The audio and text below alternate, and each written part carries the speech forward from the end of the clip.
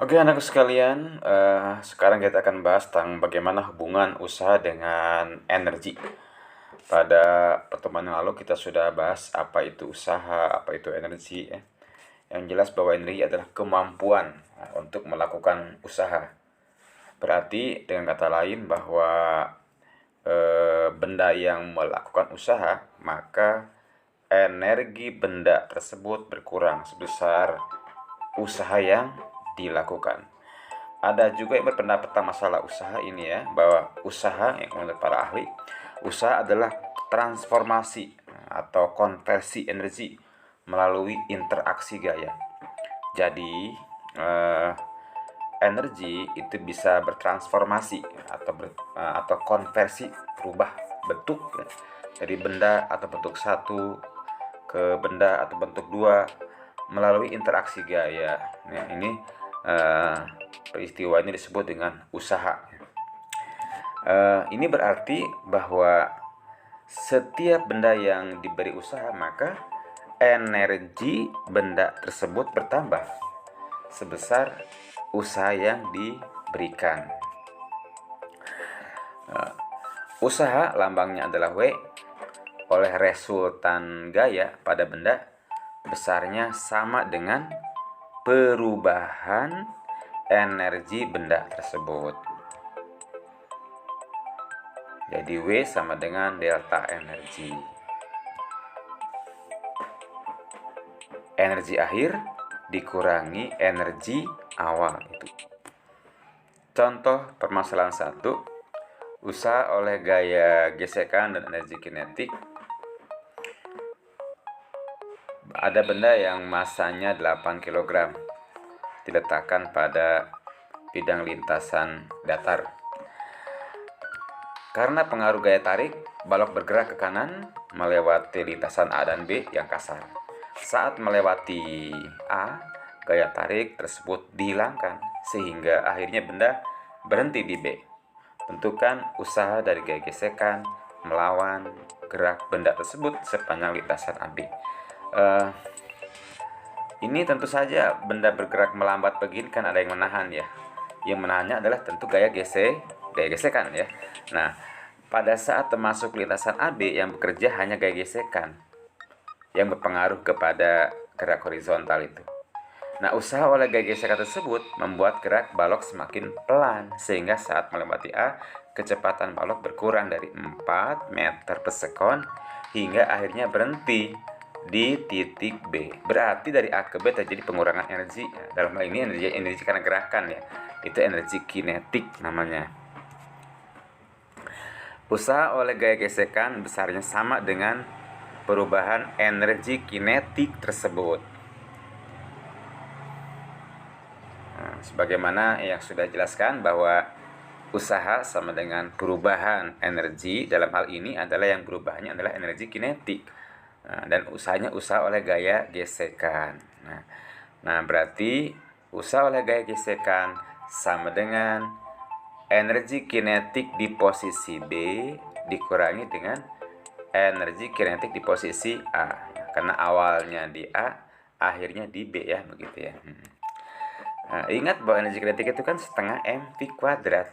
Jadi tergantung kecepatan. Nah, sementara di B itu kecepatannya kan 0 atau diam. Berarti energi kinetik di B 0, energi kinetik di A itu ada ya, tidak 0. Sehingga nanti usaha oleh gaya gesekan adalah 0 dikurangi tuh.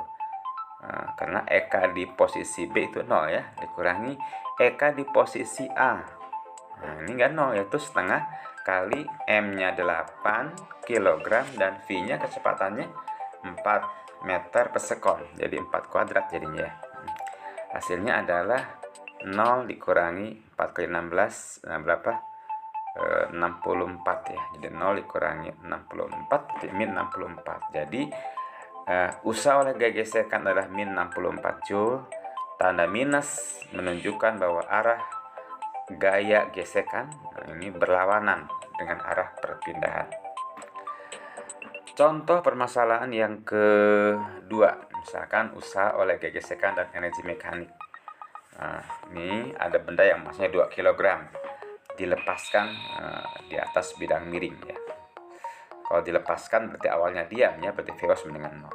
Sebuah benda yang bermassa 2 kg dilepaskan pada bidang miring yang memiliki sudut kemiringan 37 derajat.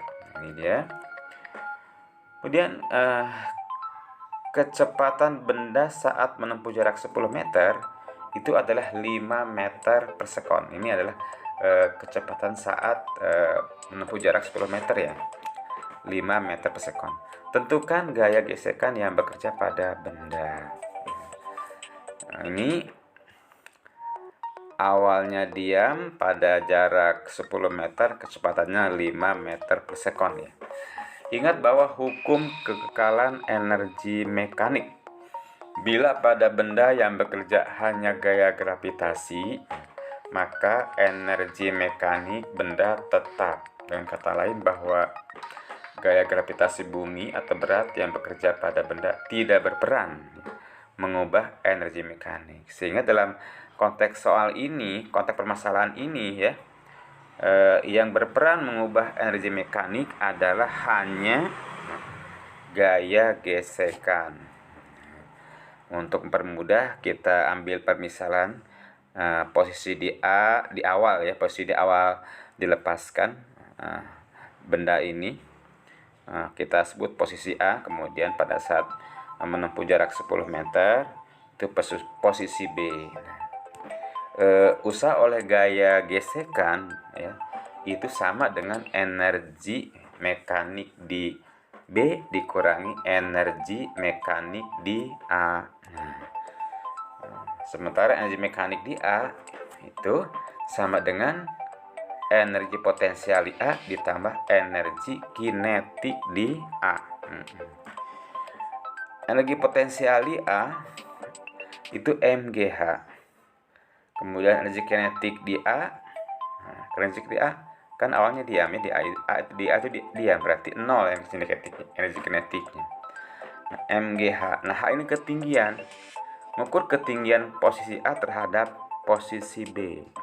Nah, ini H-nya. Berarti energi potensial A terhadap posisi B. Nah, dari gambar terlihat bahwa yang namanya H di sini bisa ditentukan dengan menggunakan S ya, sinus 37 derajat. S-nya adalah 10 meter dan sinus 37 adalah 0,6, sehingga dikalikan itu 10 kali 0,6 sama dengan 6 meter. Jadi hanya 0 meter. Nah, kemudian untuk energi mekanik di A, M-nya diganti tuh dengan 2 kg, G-nya 10 meter per sekon kuadrat. G itu percepatan gravitasi bumi. Kemudian H-nya itu 6 meter, sehingga kalau dikalikan 120 Joule. Sehingga energi mekanik benda saat di posisi A adalah 120 Joule terhadap posisi B. Energi mekanik di B itu EPB, energi potensial di B ditambah energi kinetik di B. Nah, di B ini energi potensial di B itu 0. Kenapa? Karena ketinggiannya diukurnya terhadap B. Kita harus mengambilnya ketinggian mengukur terhadap B. Ketinggian B terhadap B itu 0 ya, sehingga energi potensial B-nya 0. Dan energi kinetik benda saat di B itu setengah mv kuadrat. Terlihat di gambar di mana M-nya adalah 2 kg ya, dan V-nya 5. Sehingga nanti setengah kali 2 dikali 5 pangkat 2 hasilnya adalah, coret 2-nya itu ya, hasilnya adalah 25 Joule. Sehingga energi mekanik di B adalah 25 Joule. Oke, kita peroleh ini hasil dari perhitungan tadi. Energi mekanik di A 120 Joule, energi mekanik di B 25 Joule. Usaha oleh gaya gesekan itu sama dengan energi mekanik di B dikurangi energi mekanik di A. Nah, sebagaimana sudah kita bahas sebelumnya bahwa usaha itu adalah hasil kali antara gaya dengan perpindahan ya. Jadi ini min F kali S. Oh ya, di sini ada minusnya. Ini minusnya kenapa? Ini karena ada arah gaya gesekan berlawanan dengan arah gerakan benda. Sehingga min F kali S sama dengan 25 Joule dikurangi 120 Joule. Ini kita masukkan nilai S-nya, berapa itu S-nya? 10 ya. Jadi min F kali 10 meter sama dengan 25 Joule dikurangi 120 itu min 95 Joule. Sehingga min F sama dengan min 95 Joule dibagi dengan 10 meter. Hasilnya min F sama dengan min 9,5, F sama dengan 9,5 Newton. Jadi gaya gesekan adalah 9,5 Newton. Kesimpulannya bahwa usaha oleh resultan gaya pada sebuah benda sama dengan perubahan energi benda tersebut. Usaha oleh resultan gaya agar benda berpindah dari posisi A ke B itu besarnya sama dengan energi benda di posisi B dikurangi dengan energi benda di posisi A. Kesimpulan 2, jika gaya yang bekerja pada benda hanya gaya gesekan dan gaya gravitasi, maka usaha oleh gaya gesekan pada benda besarnya sama dengan perubahan energi mekanik benda tersebut.